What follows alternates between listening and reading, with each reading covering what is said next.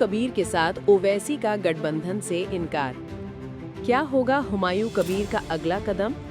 TMC से निलंबित विधायक हुमायूं कबीर के बयानों और नई राजनीतिक पार्टी की घोषणा के बीच एआईएमआईएम ने बड़ा बयान देते हुए स्पष्ट कर दिया है कि वह किसी भी तरह का गठबंधन उनके साथ नहीं करेगी।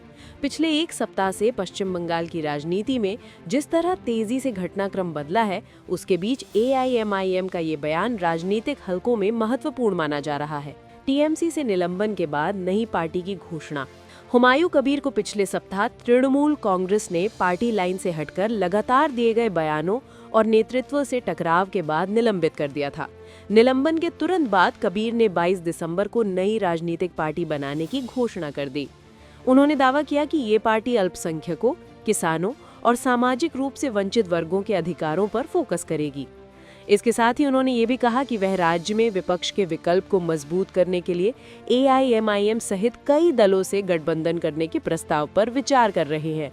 उनके इस बयान के बाद ये अटकलें तेज हो गई थी कि क्या एआईएमआईएम बंगाल की राजनीति में एक नए चेहरे के साथ हाथ मिला सकती है।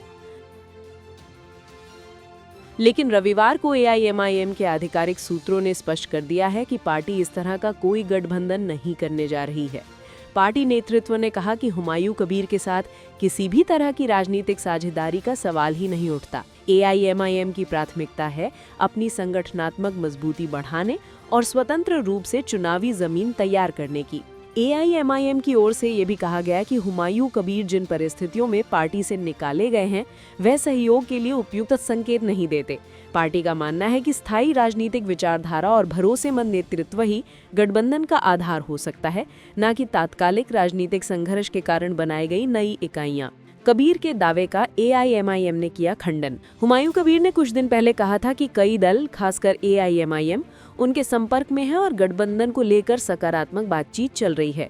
उनके इस बयान को एआईएमआईएम ने सिरे से खारिज करते हुए कहा कि ना तो कोई औपचारिक बातचीत हुई है और ना ही पार्टी का ऐसा कोई इरादा है।